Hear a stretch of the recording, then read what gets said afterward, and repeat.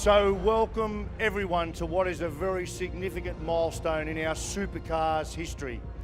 A history that comprises a very uniquely Australian category that has become the envy of the touring car world. It's a big credential and we're really proud of it. But before we look into the future and unveil what you've all come here to see, and believe me, they're very cool, I think it's important we go backwards and have a look at how we arrived here. The excitement of modern supercar racing is a fusion of more than 60 years of incredible dream machines pushed to the extreme by inspirational hero drivers. They just can't keep this up. Stamina will supersede skill as the clock ticks by. Our love affair with the sport began in the 60s. And at 11 minutes past 4, Martin Lockridge reaches for the checkered flag. Mount Panorama Bathurst has always been centre stage, and series production racing the foundation of where it all began. By 1973, the game stepped up a notch, and series production morphed into Group C touring cars. A scene we've never seen before, side by side. It was a beast feast for 11 years with a new generation of sedan racing. And the curtain closed on the era with the last of the big bangers and the Holden dealer team 1-2. The last hurrah for Bathurst and the Group C touring cars, and a 1-2 for the dealer team. 1985, and the world wanted in. Group A touring cars arrived, an all-new tech formula for a wider variety of cars. Ford were keen to rule the tin-top world with the Turbo Sierra, and just about did, until along came Godzilla. Jim Richards trouble-free at the head of affairs. Nissan outplayed every other hand with the twin-turbo four-wheel drive. Checkered flag, Jim Richards, Nissan, that's his car. Jim Richards, Mark Skaife and Gibson Motorsport closed out this chapter in dominant style. Off, racing, Perkins by the country mile. By 1993, Aussie fans wanted homegrown racing cars, and the V8 era began. Oh, and aren't they warming to this one? Let's listen to the roar. A fresh brand and a new direction took hold in 1997 in a new structure called V8 Supercars. They want to cheer, Richards home. In 2013, Supercars Car of the Future arrived, bringing Nissan and Volvo back to the grid alongside the iconic Falcon and Commodore. The ZB model Commodore and the Ford Mustang arrived in 2019, unveiling Supercars Gen 2. Almost 25 years since Supercars began, the show has evolved into a must-see entertainment act, hugely popular in Australia and all around the world. And now, for the next chapter, Supercars Gen 3.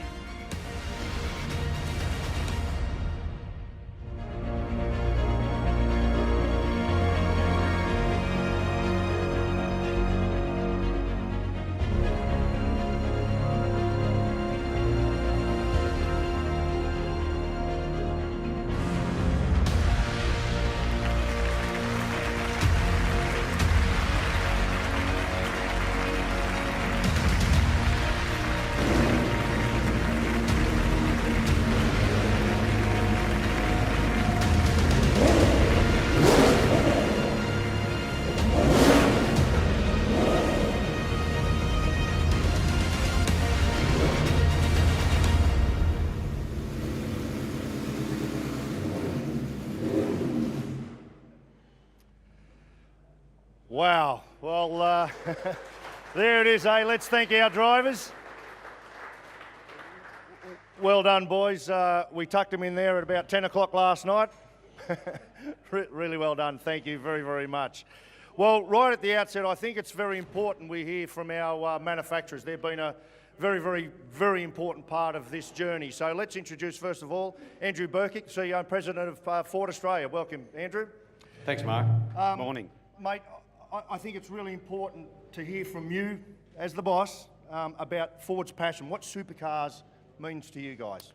Well, supercar means a lot of things to us because it's in our DNA, it's in our blood, Mark, and it really is about the fans for us. It's also about employees, 2,500 team members at Ford. It's also about our dealers. So for us, it's a real family, and it gives us an opportunity to connect with our customers, and I think the car is a wonderful representation about that, where we want the category to be relevant, and that's where we see Gen3 going. It's an important part, isn't it, for those at home? That vehicle and the Camaro, about 80% of them, the wind-lick surfaces of the car, represent the road car. That's a long way from where we are now. It's a good move. It is, and look, we just think the team has done an amazing job, and thank you to DJR. We've also got a guy out in Broadmeadows who helps us with delivery, Andrew Marshall, so thank you to him. So, wonderful team effort. Mark Rushbrook, who works at Ford Performance with us in North America, so wonderful team effort, and we just can't wait. Thank you very much, Andrew. Great to have you here today. Now, talking Mark Rushbrook, really keen to hear. Mark's come out from the US. He's the Global Director of Motorsport, Ford Performance. He's stuck in a motel room at the moment, but he's on a Zoom call with us. Mark, great to have us with you there, mate. First of all, welcome to Australia. It's great to be here. I am so excited. The cars look fantastic, and like you said, I'm only a mile away. So I'll have 2 more days of isolation, but can't wait to get over there on Sunday and see these things in person. Mark, I said at the outset, this is a uniquely Australian category. The foundations are sitting right there behind me. As someone that's participated in the game most of my life, I'm still blown away that someone as significant as Ford and yourself and the motorsport department of the US seem so engaged in what we're doing here in Australia. What's the attraction? Well, our company is the founding of our company is based on motorsports, with Henry Ford racing a car called Sweepstakes, winning that race in 1901, led to the founding of our company in 1903. So it's part of who we are as a company. And Australia is a very important market for us, with everything that goes on down there with active product development. But just like we race all around the world, we want to race in that market. And Supercars has such great history as a series, and our involvement with it through that time. And I've personally been involved with our Ford Performance program since our decision in 2018 to come back. And it is some of the best racing on the planet. We love being part of it. Great, close racing, and such passion amongst the fans. And like Andrew said, from our employees, it's a point of pride to be on track and to be in this series. I think a lot of people will be surprised, Mark, to know just how much your design teams over there were working in concert with our teams here in Australia to design this car. Yeah, it's fantastic with what Supercars has done with bringing the relevancy back to these cars, both in the body surface and in the engine and the powertrain, and the involvement that we're able to have technically from our Ford Performance aero engineers with our design studio in Dearborn and the design studio in Australia, working together to optimize the performance, make sure that we have the brand DNA in the looks of it. It's just a great step forward with this Gen3 platform to allow us to bring that relevancy back. Mark, I'll have to let you go, but just a final question, mate. I'm parochial, but I did say the best touring car category in the world. You with me? Absolutely, 100%. Good man. Can't wait to see the race on Sunday. Can't wait to see you on Sunday. Thanks for joining us, mate. Appreciate it. Now, we need to move on to the General Motors side, the Chevrolet side. So we want to hear now from Jim Campbell, who's like Mark Rushbrook is to Ford. Well, Jim is to Chevrolet Performance and Racing. So let's hear from Jim, a very significant player in the development of this beautiful Camaro. Our company has a proud history of racing in the Australian Championship and in supercars for over 5 decades, where fierce rivalries were built between Holden and Ford. Today, we're excited to announce a new chapter in the history of Australian motorsports with the introduction of Chevrolet Racing and the all-new Gen3 Camaro ZL1 for supercars. Now, Chevrolet Racing is the future motorsports brand for General Motors Australia and New Zealand, providing ongoing excitement and a platform to support our existing portfolio of brands, including GM Specialty Vehicles, Holden Certified Service, GM Trade Parts, and AC Delco. The Gen3 Camaro ZL1 is the result of a collaboration between key partners, including Roland Dane, Jeremy Moore, and the 888 Race Engineering Team. Ken McNamara at KRE Engines, working with Russ Oblinas from our Propulsion, Performance and Racing Center. Sean Seymour, Adrian Burgess, and the Supercars Gen3 Steering Committee, along with the same designers who are responsible for the production Camaro and other Camaro Global Race programs. The Camaro race car design is inspired by the Camaro ZL1 production car with its muscular stance and proportions. The powertrain is a 5.7-liter Chevrolet Racing LTR naturally aspirated V8 that delivers that right combination of power, durability, and drivability, and of course, that unmistakable V8 roar. The new Gen 3 Camaro ZL1 will do its part to create racing excitement in supercars, and we can't wait to start our engines in 2023. Now, as we wrap up the season, I'd like to thank all of our race teams, including 888, Walkinshaw and Andretti United, Team 18, Erebus, Brad Jones Racing, Team Sydney, and Matt Stone Racing. Special congratulations to Shane Van Giesbergen on your 2021 Drivers' Championship, along with 888 on the Team Championship. Roland Dane, thank you for your leadership in bringing home another championship. I'd like to give a very special thank you to Jamie Whincup on all of your race wins, championships, and contributions to this great sport. What an amazing race career. Well done. And importantly, thank you to all of our race fans for your passion, support, and loyalty. Now, let's get ready to go racing. Thank you, Jim Campbell, a hardcore racing icon right there. So let's welcome Mark Ebelow, Managing Director, General Motors Australia New Zealand, and Roland Dane, Managing Director, 888 Race Engineering, up here amongst the cars. Firstly, Mark, not only a really exciting time to introduce this Gen 3 supercar, this beautiful Camaro, and it's a stunner, mate, just the introduction of Chevy Racing as a brand. Chevrolet Racing, really important, right? Yeah, it's so important, and it's a very exciting day for us. We're launching a new brand, Chevrolet Racing, and we believe in conjunction with the race teams, this is going to be an amazing support for our brands here in Australia and New Zealand.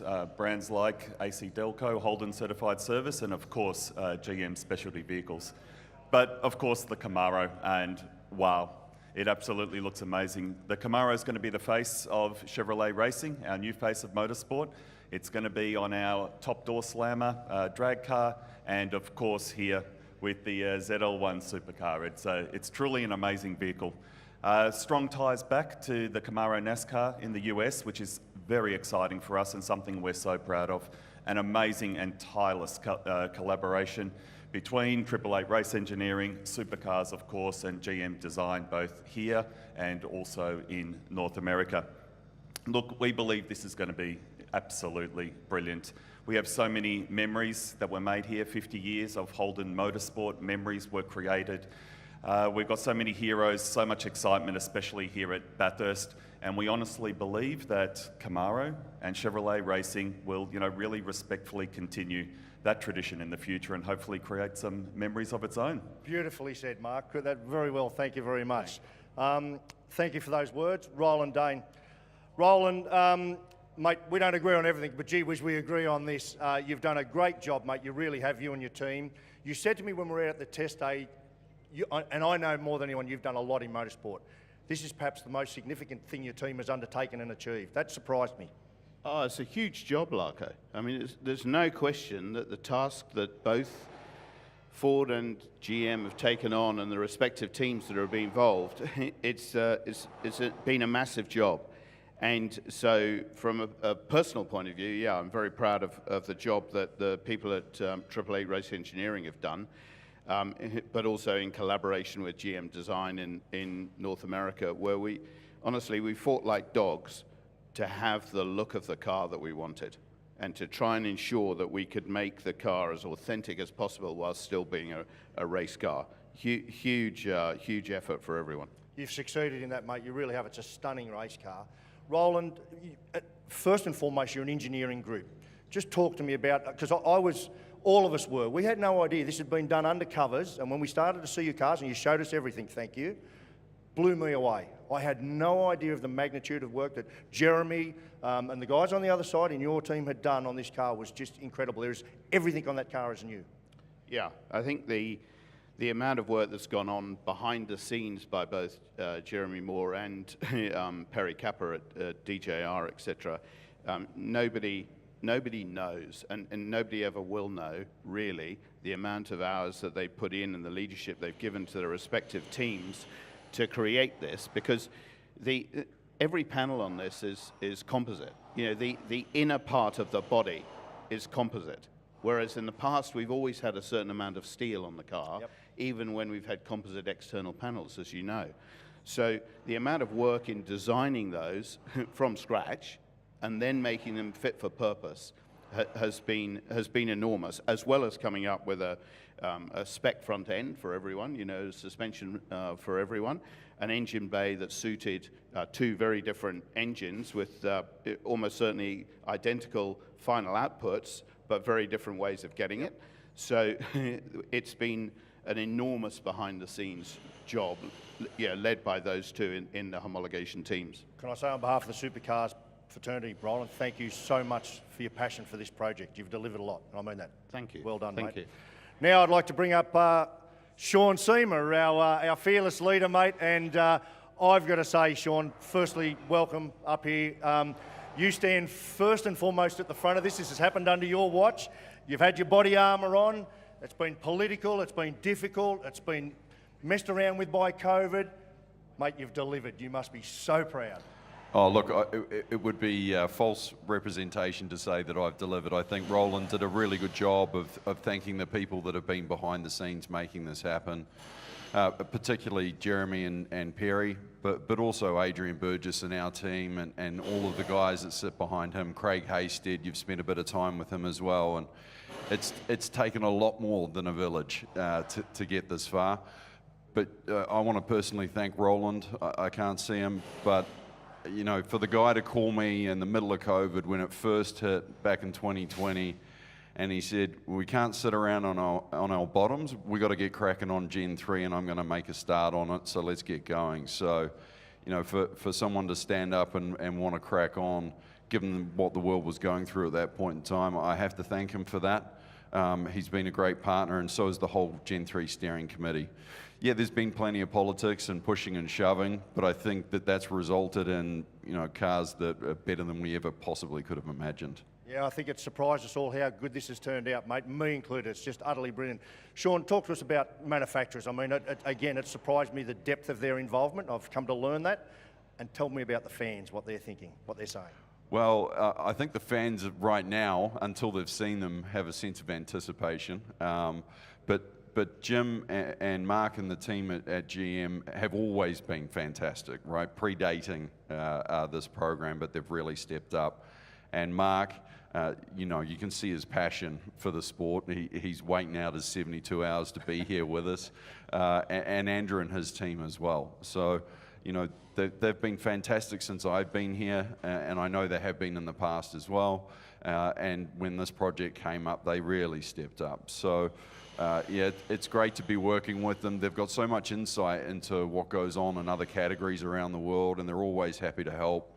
And they're always just a phone call away. So they're great blokes, and they're very good to work with. No, well done, mate, and I mean it, mate. It did happen under your watch, and you've had to push and shove and make it happen, and it's delivered, so well done. Thank you, Sean. Cheers, mate. I hope you and the fans love it. Well, I'm in, mate. I'm all in, you know that. Now, none of this happens without partners, right? And what a better partner to have through this whole journey than Repco. So I want to introduce Wayne Bryant, Managing Director of Repco Australia. Hey, Wayne. Mate, as a senior partner with the sport, I mean, tell me your emotion right now this morning. Well, look, we just couldn't be happier, Larko. The motorsport is in Repco's DNA. It's been there from the beginning. You and I talked about it yesterday.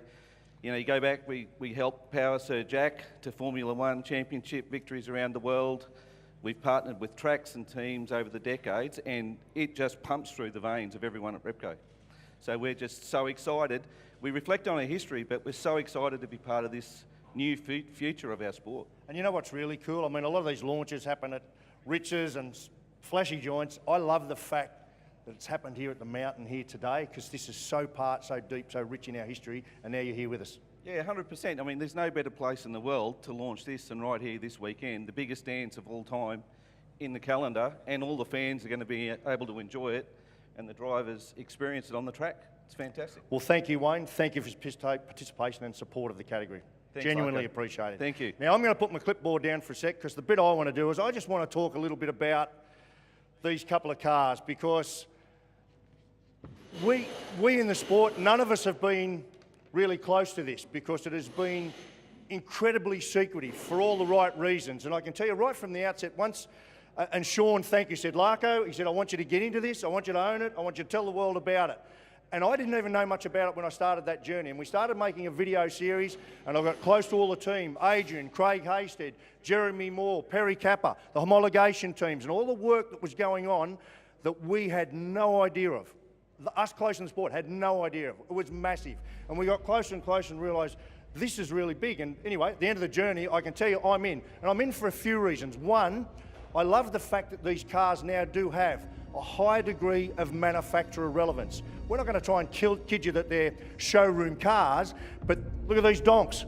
That's got a lot of Ford DNA and architecture in it. That's got a lot of Chevy DNA and architecture in it, as those body styles done. So manufacturer relevance, really important. Second thing is sustainability for the race teams. We're spending way too much money on designing and redesigning parts all over the cars that deliver nothing for the fans, the audience. So that's ended. So there's a lot of similar mechanical componentry, racing componentry in the cars, but a bucket load of adjustments. So now teams don't have to be manufacturing organisations, now they can be race teams. And I love that. And then thirdly, there's the fans, the entertainment value. These cars now, today, about 450 kilos. That's a lot of downforce at 200 kilometres an hour, and a lot more at the chase over here at 300 k's an hour. We're going to take, that's going to go down about 30% of the value of that. What's that mean? That means the drivers are going to have to drive them. The cars are going to move around. They're going to race closer together. That's a really, really good outcome. The other great thing is we've now got 12 months to develop them. So they're not perfect yet. They're nearly there. A little bit of sorting out to do. But I want to leave you with a couple of thoughts. First of all, isn't it cool that behind me here, these couple of cool old cars, 1967, Freddie Gibson comes here with Harry Firth and wins in a GT Falcon. Ford built a car to come here and win at Bathurst. Holden respond the next year in 68 with a Monaro. Bang, come here to try and win Bathurst. 69, GTHO, Ford say, no, we're going to go up there and win. 69, Holden say, we're going to put a 350 Chevy engine in that HT Monaro right there. 5.7 litre. You know what this is? 5.7 litre. So how cool that we've gone on this journey, and 50 years later, the very things that underpinned where we are today are going to be the same things that take us forward into the future. I just love that bit. And finally, if you reckon this is great, think of those liveries, the cars, the stars up and down the pit lane. Fast forward 12 months or so from now, Newcastle 2023, 25 odd of these cars lined up with the liveries draped over them. Hard bit, how do we wait? So thank you, and at this point, I'm going to bring the drivers in, come and stand around the cars. Thank you, everyone. A little bit of a photo opportunity for you. And I reckon these guys are as excited as I am. Thank you very much.